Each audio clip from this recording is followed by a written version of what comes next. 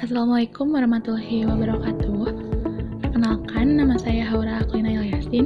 Saya dari kelas 2A Farmasi. Pembuatan video ini bertujuan untuk memenuhi mata kuliah interaksi obat.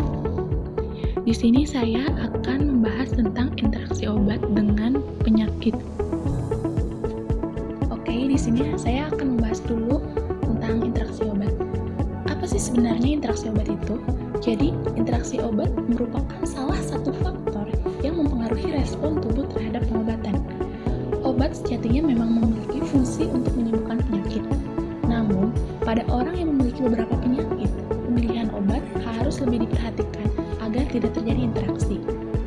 Interaksi obat dianggap penting secara klinis jika berakibat meningkatkan toksisitas atau mengurangi efektivitas obat yang akan mengakibatkan efek terapi obat yang diinginkan itu tidak tercapai. Berikut merupakan contoh dari beberapa interaksi obat dengan penyakit. Yang pertama yaitu ada interaksi obat pada penyakit gagal ginjal. Gagal ginjal merupakan kondisi di mana ginjal kehilangan kemampuannya untuk mengeluarkan zat-zat sisa di dalam darah sehingga akan berefek juga pada proses pengeluaran obat dalam tubuh. Terdapat beberapa obat yang tidak boleh dikonsumsi pada pasien penyakit gagal ginjal. Apabila obat tersebut dikonsumsi, maka akan terjadi interaksi yang dapat memperparah penyakit tersebut. Beberapa obat yang tidak boleh dikonsumsi pada penyakit gagal ginjal diantaranya yaitu ada obat golongan diuretik. Diuretik merupakan obat yang biasanya digunakan untuk orang yang menderita hipertensi atau biasa disebut dengan tekanan darah tinggi.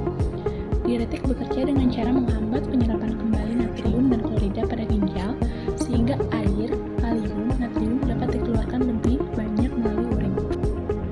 Kemudian ada obat golongan ACEI atau angiotensin converting enzyme. Contoh obatnya yaitu ada captopril, lisinopril, dan enalapril. Obat ini biasanya digunakan untuk orang yang menderita hipertensi. Obat ini akan menghambat pembentukan angiotensin 1 menjadi angiotensin 2. Apabila ACEI dikonsumsi oleh pasien penderita gagal ginjal, maka obat tersebut akan memperkecil aliran pembuluh darah ke arah ginjal sehingga kecepatan penyaringan darah di ginjal itu menurun. Kemudian, ginjal kekurangan suplai darah dari tubuh yang akan mempengaruhi fungsi ginjal. Kemudian ada obat golongan NSAID atau non-steroid anti-inflammatory drugs. Contoh obatnya itu ada ibuprofen dan piroxicam. Obat ini biasanya digunakan untuk pereda rasa sakit atau nyeri, yaitu dengan mekanismenya menghambat prostaglandin. Akibat dari penghambatan prostaglandin, renin tidak terproduksi dalam tubuh sehingga tekanan darah meningkat dan terjadi gangguan keseimbangan elektrolit dalam tubuh yang akan mempengaruhi fungsi ginjal. Selanjutnya ada contoh interaksi obat pada penyakit diabetes mellitus. Diabetes mellitus merupakan suatu kelompok penyakit metabolik dengan karakteristik hiperglikemia yang terjadi karena kelainan sekresi insulin, kinerja insulin, atau kedua-duanya. Berikut beberapa contoh obat yang dapat berinteraksi dengan penyakit diabetes mellitus, diantaranya yaitu ada obat glimepiride dengan ramipril. Penggunaan kombinasi glimepiride dengan golongan obat ACE inhibitor ini dapat berisiko hipoglikemia meningkat dengan mekanisme peningkatan sensitivitas insulin sementara oleh ACE inhibitor. Monitoring yang dilakukan adalah mengamati gejala hipoglikemia saat memulai terapi ACE inhibitor pada pasien yang menerima terapi sulfonylurea yaitu glimepiride, khususnya pada pasien lanjut usia dan disfungsi ginjal. Yang selanjutnya ada obat glimepiride dengan aspirin. Penggunaan kedua obat ini mampu meningkatkan efek hipoglikemik sulfonylurea. Asam salisilat atau aspirin ini dapat mengurangi kadar glukosa plasma basal dan meningkatkan sekresi insulin. Monitoring yang dilakukan adalah memantau glukosa darah pasien. Jika hipoglikemia berkembang, pertimbangkan untuk mengurangi dosis sulfonylurea. Kemudian ada obat glimepiride dengan furosemid.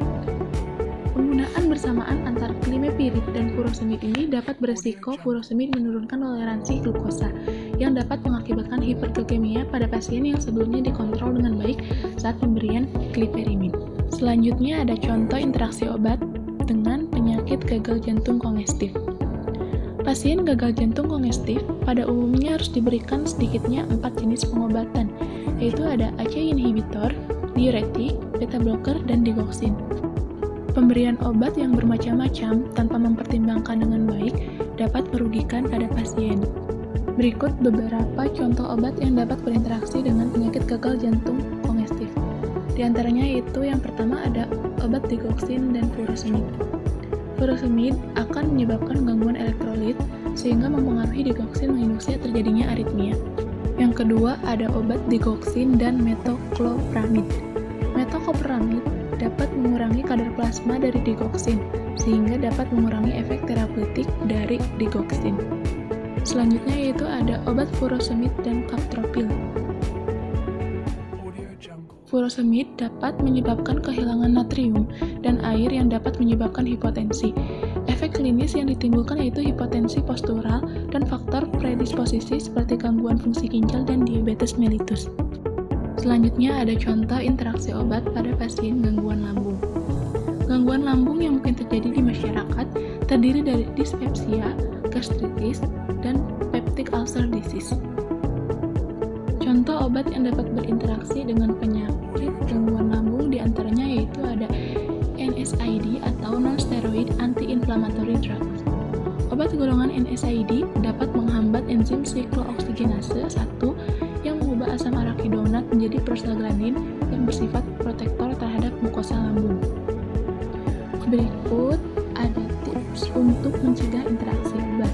Di antaranya yaitu yang pertama, hindari penggunaan obat yang berlebihan, perhatikan usia, penyakit, serta fungsi ginjal dan hati. Yang kedua, melakukan pemantauan pada gejala-gejala interaksi obat, lakukan selang waktu dalam meminum obat untuk meminimalisir terjadinya interaksi, dan yang terakhir yaitu sebaiknya meminum obat menggunakan air mineral, bukan air susu maupun jus. Mungkin cukup sekian materi yang bisa saya sampaikan. Mohon maaf bila banyak kesalahan dan kekurangan. Terima kasih. Wabillahi taufiq wal hidayah. Wassalamualaikum warahmatullahi wabarakatuh.